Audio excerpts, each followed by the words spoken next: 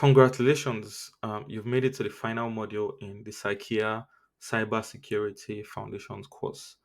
And we're going to be talking about pursuing a career in cybersecurity, what different career paths, what do employers actually look out for in cybersecurity candidates.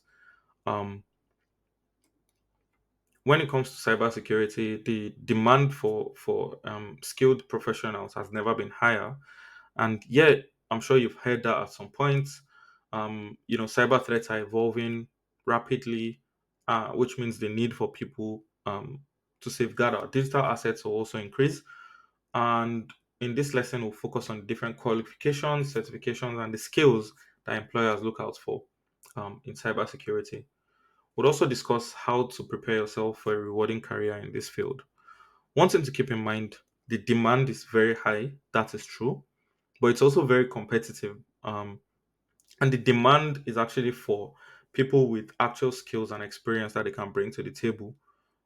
So you need to be able to stand out. You need to be able to understand, what do I currently have now from any previous experience that I have that would be relevant in cybersecurity? How do I market these skills? How do I get certifications? How do I build experience to stand out from the crowd? In terms of qualifications and certifications, you need to have a strong educational foundation. Of course, you need to understand cybersecurity and technology. And although it's not required, if you have any degrees in areas like computer science, technology, there are actually even degrees focusing on cybersecurity nowadays. If you have them or if you're currently doing them, I'll say keep at it, use it to your advantage. But if you don't have it, that is definitely not a barrier. Cybersecurity welcomes people from different backgrounds because there are different skills that we need. Whether you are coming from engineering, mathematics, marketing, sales, you probably have skills that you can transfer into cybersecurity. Um, I started out as a software developer, even though I've always had an interest in cybersecurity, but my main responsibility was software engineering until I moved into cybersecurity. And of course, the skills I had previously, I still use them now. Um, in terms of certifications, of course, you probably heard about the Security Plus from CompTIA.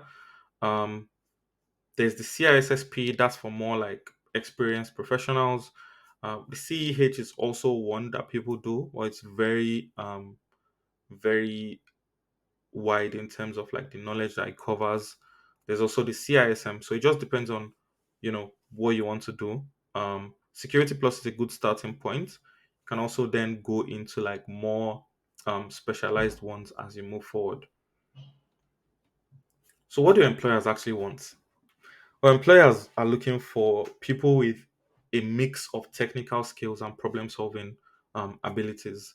So it's not just about knowing some buzzwords.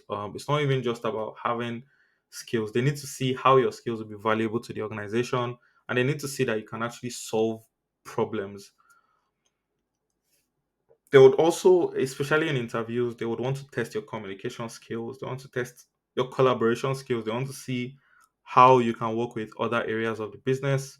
Um, they also want to see your research skills. So it's not only about what you currently know, it's about how you can do research in certain situations where there might be uncertainty. Research is something that you do probably on a daily basis when it comes to cybersecurity. Cybersecurity is a very collaborative effort across departments. We can't do it alone. You might have a security team, but the security team itself has to collaborate with different departments, whether it's IT, whether it's the senior management. You need to be able to collaborate.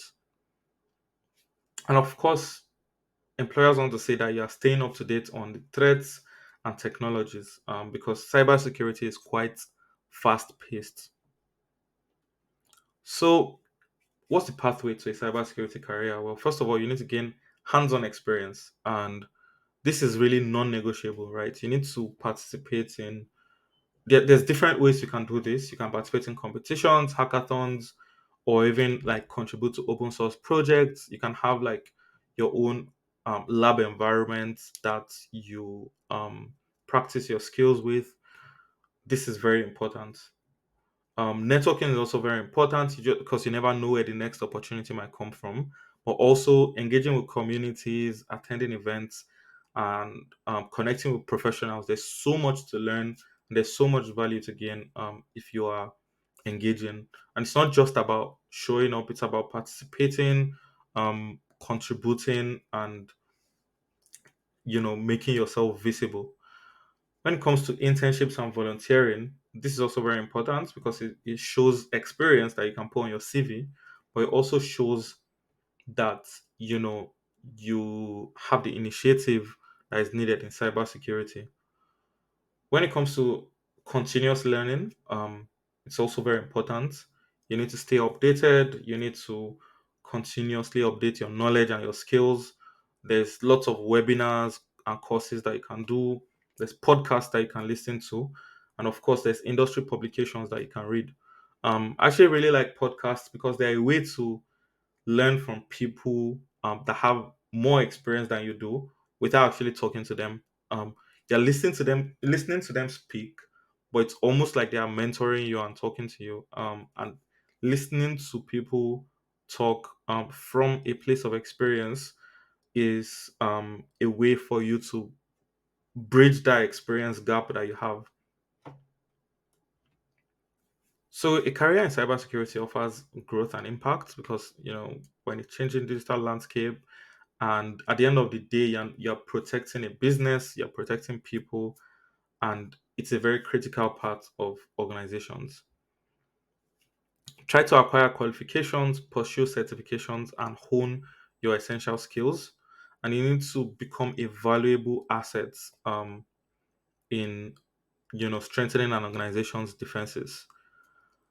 Another thing I want to talk about is how to you need to put things on your CV, what you've learned in the course, and you need to like package your skills in a way that organizations would be looking out for. So thank you for listening, and we'll meet in the next lesson.